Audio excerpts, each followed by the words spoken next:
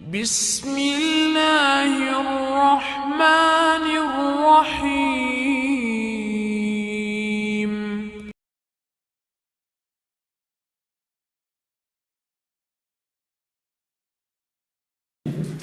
اعوذ باللہ السمیع العلیم من الشیطان الرجیم بسم اللہ الرحمن الرحیم الحمدللہ رب العالمین والصلاة والسلام والتحیۃ والاکرام علی سید الانبیاء والمرسلین وشفیع المذنبین رحمۃ للعالمین ابی القاسم المصطفى محمد اللہم صل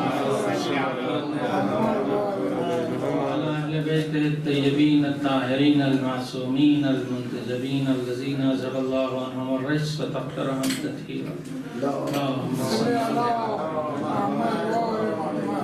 لعنة الدائمة الباقية على أعدائهم أجمعين من يومنا هذا إلى قيام يوم الدين أما بعد فقد قال المعصوم عليه السلام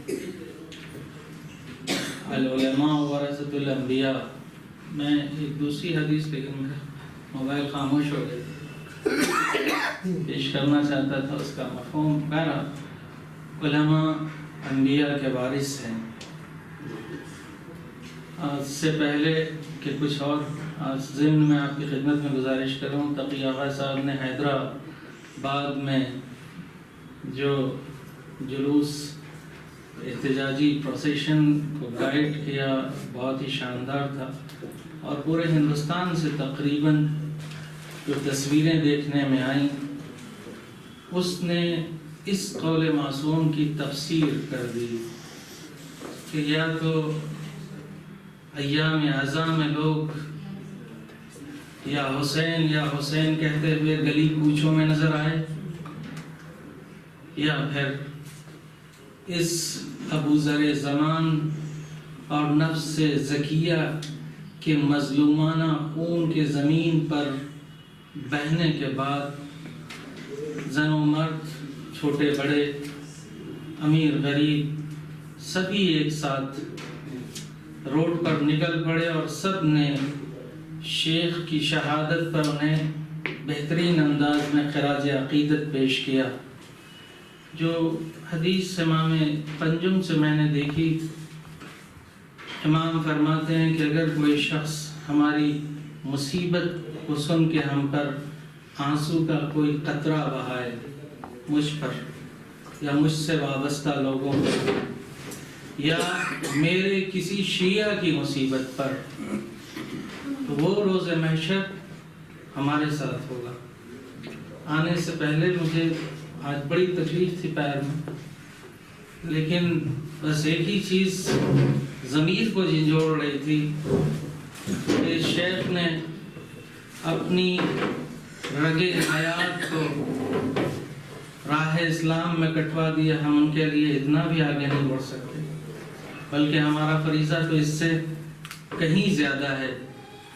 کہ ہم مظلوم کی آواز پر ایک چیز میں پھر یاد دلاتا ہوں آپ کو اس سے پہلے کسی کلاس میں یا کسی موقع پر آپ سے ہم نے گزارش کیا تھا دہلی کا ایک حادثہ ایک واقعہ جس زمانے میں کڈنیپنگ بڑھ گئی تھی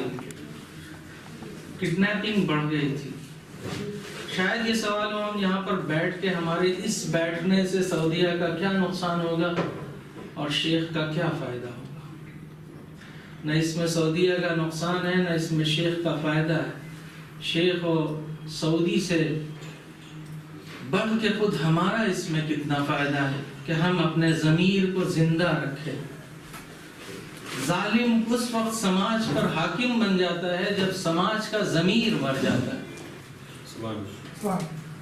اور مردہ ضمیر سماج پر آل سعود یہود اور الا ماشاء اللہ یہی حاکم نظر آتے ہیں صدام ایک اکیلا تھا پھانسی پر اکیلا چڑھا تھا پوری فوج نہیں چڑھی تھی ایک اکیلے کے پاس اتنی طاقت ہو گئی تھی کہ ایک مہینے کے اندر جو فرسٹ آئل وار یا گلف وار کہیں جو سینئر بش نے شروع کی تھی اس کے بعد صدام نے جو روڈ کے اوپر نجف اور کربلا کے بیچ میں قتل عام کیا، اس کی تعداد 80,000 تھی۔ 80,000 جنازے نجف اور کربلا کے روڈ پر پڑے ہوئے تھے، اور اس 1 مہینے کے پیریڈ میں صدام نے 500,000 یعنی 5 لاکھ لوگوں کو مار ڈالا۔ یہ 5 لاکھ شیعہ تھے۔ یہی حال آل سعود کے ساتھ ہونے والا ہے، کیونکہ جب ایران عراق جنگ ختم ہوئی اور عراق نے وائٹ پیپر ایران کو دے دیا، تو عراقی قوم نے پوچھا کہ 3 لاکھ سے زائد 3,60,000 یا 70,000 جو ایران عراق جنگ میں عراق کے مارے گئے، ان کے خون کا مطلب کیا ہوا؟ ان کے خون کا مطلب کیا ہوا؟ ہم نے اس 8 سال کی جنگ میں کھویا کیا اور پایا کیا؟ شروع ہم نے کیا تھا، ختم صلح پر ہوئی ہے، لیکن اس جنگ سے ہمیں ملا کیا؟ اور پورے جنوب عراق میں انقلاب کی جو لہر چلی، اور ویسٹ نے دیکھا کہ اگر اس وقت ہم سر نہ جھکائیں گے صدام کے سامنے، مطلب گرین سگنل نہ دیں گے، تو صدام جائے گا اور شیعہ حاکم ہو جائیں گے۔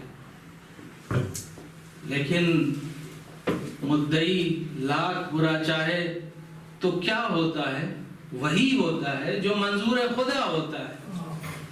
شہید صدر نے، شہید باقر الحکیم نے امام علی کے حرم میں نماز جمعہ میں نے ان کی زبان سے یہ جملہ سنا تھا، مکروا ومکر اللہ واللہ خیر الماکرین۔ صدام کو لایا کون؟ امریکہ۔ ختم کس نے کیا؟ امریکہ۔ کس چیز سے ڈرتے تھے؟ کہیں شیعہ حاکم نہ ہو جائیں۔ آج کون ہے عراق کے اوپر حاکم؟ اور کس کی حکومت ہے؟ تم جو چاہو۔ خدا اپنی بات کو منوا کے اور اپنی بات کو سرجا رکھ کے رہتا ہے، اسے کوئی نہیں روک سکتا۔ اس کے یہاں اردو میں ایک محاورہ ہے، دیر ہے اندھیر نہیں ہے۔ ظالم کی رسی کو ڈھیلا چھوڑ دیتا ہے، بھول نہیں جاتا۔ آل سعود کی رسی کو ڈھیلا فرعونہ کی، فرعون مصر، وہ فرعونہ کا ایک سلسلہ تھا جس کا آخری فرد تھا فرعون، جس کا سبھی فرعون کہے جاتے تھے، جس کا جنازہ ابھی بھی ایجپٹ میں مومیائی کی صورت میں رکھا ہوا ہے۔ میں نے کسی کا میسج پڑھا، بڑا اچھا میسج تھا، کہ جو بادشاہوں کی تاریخیں ہیں ان کے سلسلوں کی، تقی صاحب کی بات پر ہی میں یہ کہہ رہا ہوں کہ عراق میں سعودی عرب کی جو داخلی صورتحال ہے، وہ حقیقت میں یہ موضوع ہمارا اس طرف چلا ہے، سیاسی تحلیل۔ یہ تحلیل سیاسی ہے کہ سعودیہ جس طرح بڑھ رہا ہے، جو پبلک سروسز ہے وہ دھیرے دھیرے کٹ ہو رہی ہیں۔ الیکٹریسٹی بل، پانی کا بل، اور سارے بل، اس کے بعد ٹیکسز، اس کے بعد اور ساری چیزیں، یہ جو بڑھ رہے ہیں، پر پبلک کی سروسز جب کم ہوگی، پبلک جب تک اس کا پیٹ بھرا رہے اور اسے عیش و نوش میں مست کیے رہے، وہ کبھی اٹھنے والی نہیں ہے۔ لیکن جب پیٹ جلتا ہے تو اٹھ کھڑی ہوتی ہے، اور سعودیہ اب اس طرف جا رہا ہے۔ جس طرح سے فرعونہ کا سلسلہ 7 کا تھا، ویسے ہی سعودی بادشاہوں کا سلسلہ ہے۔ اب جو بادشاہ ہے وہ 7ویں نمبر کا ہے، لیکن اس کے یہ اتھینٹک نہیں ہے، نہیں کہا جا سکتا، لیکن دیکھا یہی گیا ہے۔ سعودیہ جس طرف بڑھ رہا ہے وہ گھبراہٹ میں مبتلا ہے کہ وہ کرے تو کیا کرے۔ جہاں اسے اپنی داخلی صورتحال کو دیکھنا چاہیے اور اس کی اصلاح کی کوشش کرنا چاہیے، وہ یہ دیکھنے میں لگا ہے کہ ہمارا مد مقابل کہاں ہے، ہمارا مد مقابل کہاں پہنچ گیا، اور دن دونی رات چوگنی وہ خطے میں ترقی کر رہا ہے۔ رہبر کا ایک بڑا اچھا جملہ ابھی میں سن رہا تھا، اس میں تھا کہ یہ جو دنیا کے اندر یا بالخصوص مشرق وسطیٰ یا مڈل ایسٹ میں جو بہار آئی، اور اسی بہار کی یہ ہوائیں جو چل رہی ہیں، ایسا نہیں ہے کہ ہم نے انقلاب پیک کر کے وہاں پر ایکسپورٹ کر دیا۔ ہم نے ایکسپورٹ نہیں کیا، وہ ایک خوشبو تھی، وہ پھیلی، اور جب لوگوں کے مشام میں پہنچی تو اس کی مہک میں وہ مست ہو گئے. کوئی خوشبو کو کسی چیز میں بند کر سکتا ہے؟ نہیں بند کر سکتا. یہ انقلاب ایک خوشبو تھی، ایک نسیم سحری تھی جو چلی تو اس نے کفر و طغیان و سرکشی کے بہت سے درختوں اور محلوں کو متزلزل کر دیا. اور یہ وہی زلزلہ پس زلزلہ ہے جس سے وہ گھبرائے ہوئے ہیں کہ ہم اس سے نجات کیسے پائیں. اگر وہ حقائق کو دیکھتے، ذرا بھی اگر کوئی سیاسی سوجھ بوجھ رکھتا ہو، ذرا بھی سیاسی سوجھ بوجھ کوئی رکھتا ہو، وہ ہرگز ایسی حرکت نہیں کر سکتا تھا جو حرکت انہوں نے کیا. یہ معاویہ کے فالوور ہیں، کم سے کم معاویہ سے کچھ تو سیاست سیکھتے. معاویہ سے کچھ تو سیاست سیکھتے. یہ صرف روڈ کا نام معاویہ اور مسجد کا نام معاویہ رکھا ہے انہوں نے. معاویہ سے سیاست نہیں سیکھی. معاویہ نے ابو ذر زمان کا خون نہیں بہایا. جانتا تھا کہ اس خون سے سرزمین کانپ اٹھے گی، اس کا تخت لرز جائے گا. اس لیے اپنی حدود سے دور بھیج دیا، رفضہ تبعید کر دیا، اور ان کے خون سے اپنی تلوار کو لگانے کی جرات نہیں کی، کیونکہ جانتا تھا یہ خون اگر بہے گا تو اس کی پھر حکومت باقی نہیں رہ سکے گی. امام حسین کی شہادت کے بعد پورا بنی مروان اور بنی عباس اور اس کے بعد عثمانی، یہ ساری حکومتیں گزری ہیں. کسی نے پھر ائمہ کی گردن پر اپنی تلوار رکھنے کی جرات نہیں کی، کیونکہ موت سرخ موت سے یہ ڈر گئے تھے کہ یہ خون جب زمین پہ بہتا ہے. عید الضحیٰ جانتے ہیں کیوں کہتے ہیں؟ ضحیٰ اس کیفیت کو کہتے ہیں جس کا صحیح نظارہ منا میں ہوتا ہے. منا میں صحیح نظارہ ہوتا ہے. ضحیٰ کہتے ہیں تشعشع ریفلیکشن کو. جب خون زمین پر بہتا ہے اور روز قربان کی سورج کی کرنیں اس کے اوپر پڑتی ہیں، جو وہ ریفلیکٹ ہوتی ہیں، اس وجہ سے یا قربانی منا میں جب یہ کیفیت ہوتی ہے، اس وجہ سے اس کو عید الضحیٰ کہا گیا. اس میں خون بہتا ہے اور خون کا ریفلیکشن ہے کہ یہ مردہ ضمیروں کو جھنجھوڑتا ہے اور ظالموں کو لرزہ بر اندام کرتا ہے. اور سعودیہ کے اس منا میں اس ذبیح اللہ کے خون کی تاثیر دیکھیے کہ قریہ قریہ، دیہات دیہات. ابھی ایک خون کو ہم دیکھ رہے تھے کہ جس کے جلد کی سیاہی کے ساتھ خون ہم کسی حد تک الگ نہیں کر پا رہے تھے. ہم پوری طرح سے اس خون کو سمجھ نہیں پا رہے تھے. ابھی اس خون کا غم تازہ تھا کہ 2015 کا کیلنڈر تمام ہوا اور 2016 کے اس کیلنڈر میں، اور یہ پہلی قربانی. شیخ نمر اس سے پہلے پتہ نہیں کتنے شیوخ قتل کیے گئے ہیں، کتنوں کو بلاسٹ میں کتنوں نے اپنی جانیں گنوائی ہیں، لیکن شیخ نمر یا نامر کہ خون کی تاثیر دیکھیے کہ پوری دنیا میں ان کے لیے لوگ اٹھ کھڑے ہوئے. ابراہیم زکزکی کا جو واقعہ ہے، وہاں پر جتنے لوگ قتل ہوئے تھے، سعودیہ میں اکیلے شیخ قتل ہوئے. وہاں پر 1200 کی تعداد، اور جو میں نے پڑھا 7000 سے 8000 کی تعداد قتل عام کیا. لیکن شیخ کے ایک تنہا خون کا اثر دیکھیے. ایران کے اندر جو سچویشن ہوئی، عراق کے اندر جو سچویشن ہوئی، خود قطیف میں جو سچویشن ہوئی، خود سعودی عربیہ میں جو سچویشن ہے، اور جتنا ظالم گھبرایا ہوا ہے، اس سے پہلے کبھی نہیں گھبرایا تھا. یہ گھبراہٹ تھی کہ نہ صرف یہ خود اس نے اپنے روابط کو ایران سے منقطع کیا، بلکہ جن کو منوا سکتا تھا انہیں مجبور کیا کہ اپنے روابط کو ایران سے منقطع کر دو. یہ خوفزدہ انسان کرتا ہے، خوفزدہ انسان کرتا ہے. جھوٹ بھی کیسا، جیسے مولانا ذکر کر رہے تھے کہ ان حجاج، ان ایرانیوں کو ہم نے اس لیے مارا کہ یہ آئے تھے تاکہ خانہ کعبہ کو کھود کے لے جا کے ایران میں. کیا خانہ کعبہ کھود کے لے جانے جیسا غیر معقول. کسی گدھے سے بھی کہیں تو کہیں گے ہم اتنے گدھے نہیں ہیں. گدھے ہیں، اتنے گدھے نہیں ہیں. کہ خانہ کعبہ وہاں چلا جائے. اب وہ ایک کیا ہے اس کے لیے تعلیم کے لیے طواف کیسے کیا جائے ایک سمپل ایک نمونہ بنایا تھا کہ دیکھو یہ اس طرح سے لے جا کے وہاں بنانا چاہتے ہیں.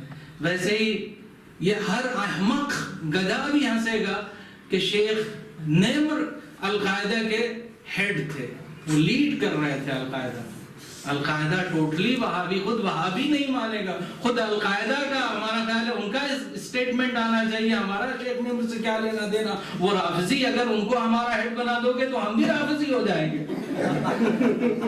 نہیں, انہیں اگر ہمارا ہیڈ بنا دو گے, ہماری پالیسی کو آگے بڑھانا امپلیمنٹ کرنے والا بنا دو گے تو ہم پر رافضیت کا الزام آئے گا, اور ہم رافضی نہیں ہیں. تو وہ بات کہو کہ جو خود تمہارے فالوورز اس کو ایکسپٹ, کم از کم نیند کی حالت میں, شراب کی حالت میں, کسی بھی حالت میں ایکسپٹ کرے, اسے تو کوئی ایکسپٹ نہیں کرے. جو الزام شیخ کے اوپر لگا, ایک ذرا سا ہم سے چوک ہوئی ہے, جو یہ میسیجز گئے ہیں پوری ڈیٹیل. پہلی چیز تو میڈیا ہمارا پریشان ہے کہ یہ شیخ نیمر ہے کیا, شیعہ ہمارے پریشان ہے یہ شیخ نیمر ہیں کیا. فَاذْكُرُونِي أَذْكُرْكُمْ, میرا ذکر کرو. تم اگر کنویں کی گہرائی میں ہوگے, ایسا کنواں کہ جسے سوائے ہمارے کوئی نہ جانتا ہو, یا اس ظالم کے جس نے تمہیں اس کنویں میں ڈالا ہے, تم اگر ہمارا وہاں پر ہمارا ذکر خلوص کے ساتھ کرو گے تو ہم اس ذکر کو اتنا بلند کریں گے کہ یا موسیٰ ابن جعفر بن جاؤ گے یا شیخ نیمر بن جاؤ گے. ایک سلوات پڑھ دیں محمد صلی اللہ محمد. شیخ 10 سال انہوں نے ایران میں حوزے میں زندگی گزاری, اور 10 سال کے بعد 5 سال ان کا سیریا کا, اور اس کے بعد وہ عوامیہ واپس گئے.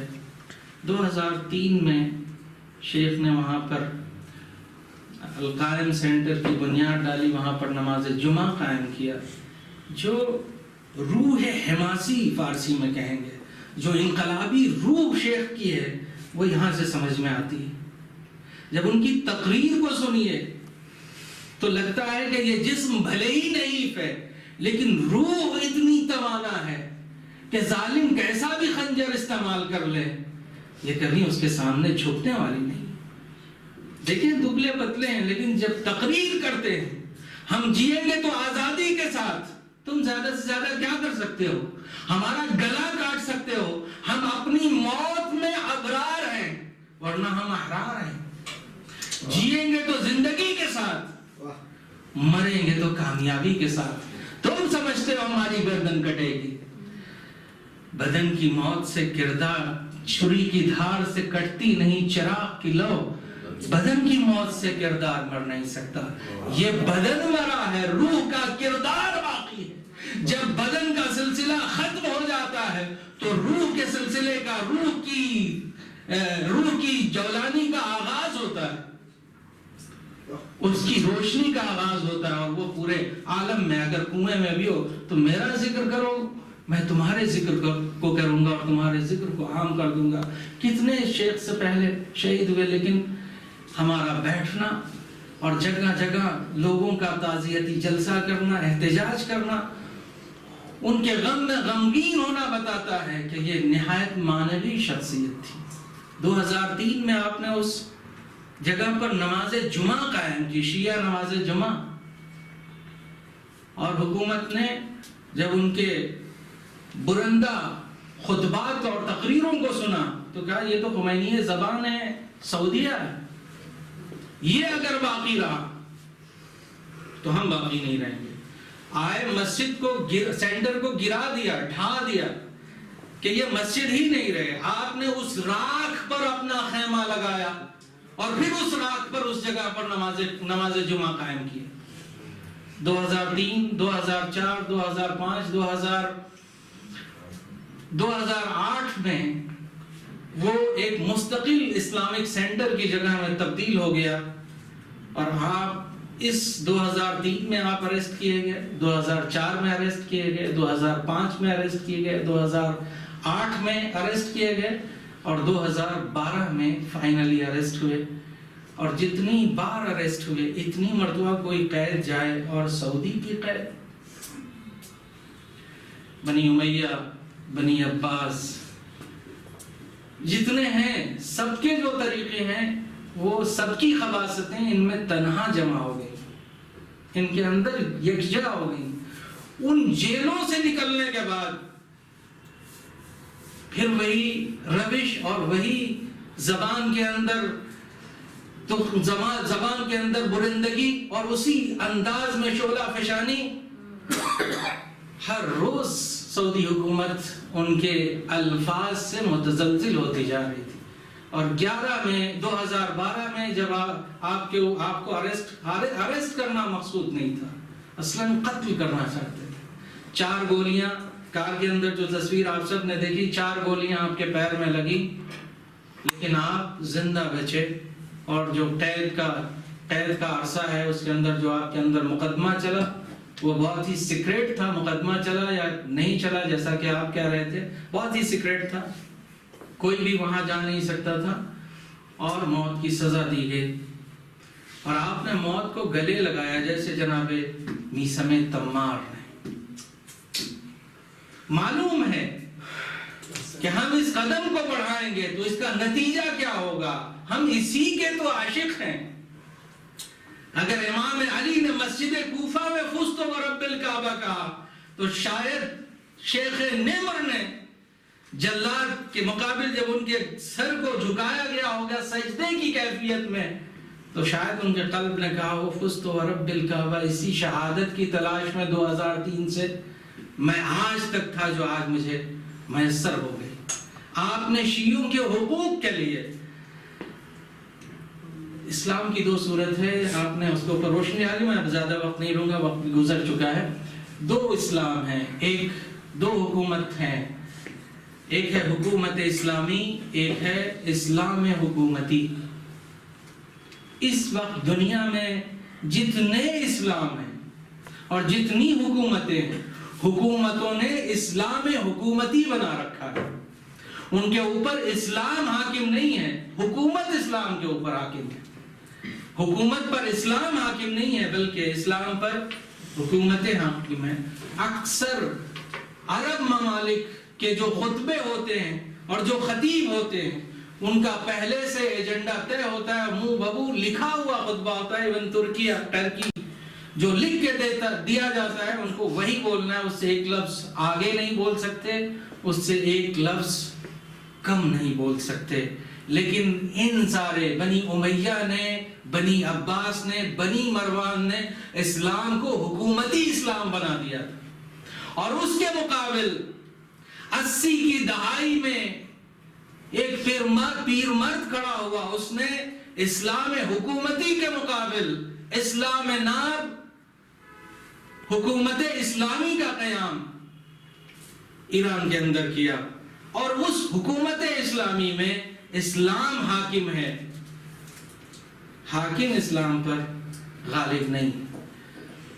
اسلام حکومتی اور حکومت اسلامی کے یہی کلیش ہے جو آج ہم اس کے اثرات دیکھ رہے ہیں. حکومت اسلامی سے اسلام حکومتی برسر پیکار ہیں. آج ان کو سعودی عربیہ کو شیعہ کیوں کھٹکتا ہے؟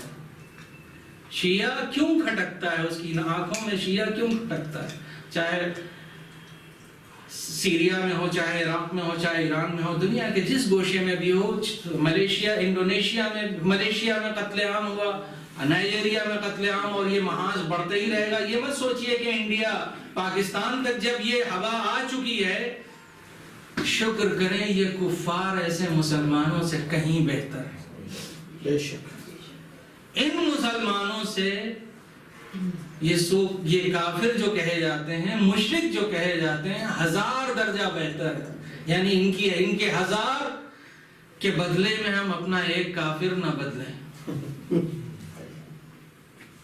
یہ 1000 کا کوئی وزن نہیں ہے جو ہمارے ایک کافر کا ہے، کیونکہ اس کافر کے پاس کم از کم انسانیت تو ہے. ان کے پاس تو انسانیت بھی نہیں، ان کے پاس دل ہی نہیں، سینہ ہی نہیں ہے. سینہ ہے تو اس میں دل ہی نہیں ہے، دل ہے تو اس میں احساس ہی نہیں ہے. کیسے چھوٹے، جب آج سے 1400 سال پہلے کا واقعہ بچپن سے لے کے ہم اب تک سنتے ہیں جناب علی اصغر کی شہادت کا، کہ ایک باپ اپنی آغوش میں ایک چھوٹے سے بچے کو لے جا کے یہ کہے کہ اگر تم اسے پانی پلا دو گے تو تمہاری فرات کا پانی کم نہ ہو جائے گا.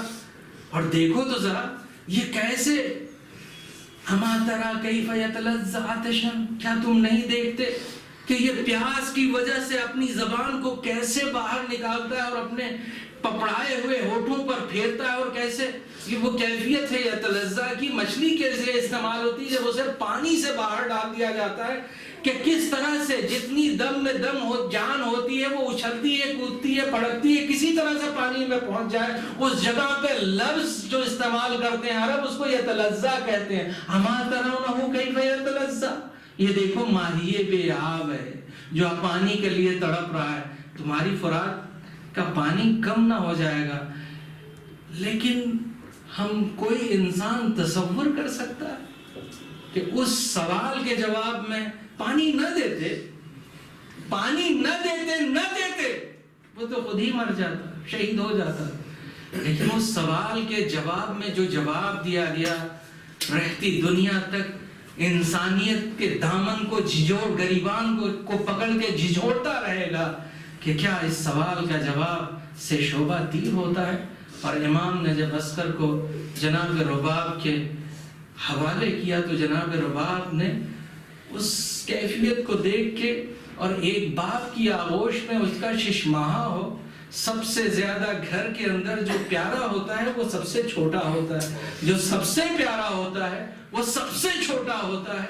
باپ کو کس درجہ عزیز ہوں گے علی اصغر، اور جب وہ ابا کے دامن کو ہٹاتے ہیں، لیکن وہ باپ ایک ماں کی مانتا کا سامنا کرنے جا رہا ہے، اور وہ باپ جب جناب رباب کے سامنے پہنچتا ہے تو اس کا سر جھکا ہوا ہوتا ہے. اور معرفت رکھنے والی زوجہ تڑپ کے کہتی ہے یا بنیا امثلک ینہر، ارے علی اصغر سن سکتے تھے، سنانا تو امام حسین کو تھا، والی آپ کیوں شرمندہ ہوتے ہیں؟ کسے معلوم تھا کہ اس پیاسے کے لیے آپ سوال آپ کریں گے تو اس سوال آپ کے جواب میں ایسا تیر اس کے گلے سے لگے گا. یا بنیا امثلک ینہر. اور اس 6 ماہے کی شہادت اور اس ظلم کو ہم یاد کرتے ہیں لیکن اسے دیکھ نہیں سکتے تھے. آج ان شمروں کو ذبح کرتے ہوئے دیکھ کے یقین ہو جاتا ہے کہ یہ واقعہ، اس میں ذرا بھی شک کی گنجائش نہیں ہے، تاریخ نے کوئی غلطی نہیں کی ہے. آج جب یہ ایسا ظلم کر رہے ہیں تو 1400 سال پہلے ان کی جہالت اور ان کی بدویت کس منزل پر ہوگی؟ یقیناً اس سے بدتر ظلم کا یقیناً اس سے بدتر ظلم کیا ہوگا انہوں نے. اور یہ انہی کا جرثومہ ہے کہ جو آج مظلوموں کی گردن کو سروں سے اس طرح سے جدا کرتے ہیں جیسے کوئی سبزی کاٹ رہا. ذرا بھی احساس نہیں ہوتا ان کے اندر. پروردگارہ ان کے ریشے کو زمین و زمان و مکان ہر جگہ سے خشک کر دے. پروردگارہ انہیں ان کے ہاتھوں نابود فرما. پروردگار امام کے ظہور میں تاجیل فرما، ان کو ہم سے راضی و خوشنود فرما. پروردگار امام کے ظہور میں جس درجہ ہو سکے تاجیل فرما کہ تیرے شیعہ دنیا کے ہر گوشے میں قتل ہو رہے ہیں. سب سے زیادہ جس کا خون سستا اور عرضہ ہے وہ شیعوں کا خون ہے. پروردگار اس خون کی حفاظت فرما، اور اگر اس زمین پر بہتا ہے تو اس پر وہ تاثیر قرار دے کہ جو 1000 غموں میں نہ ہو.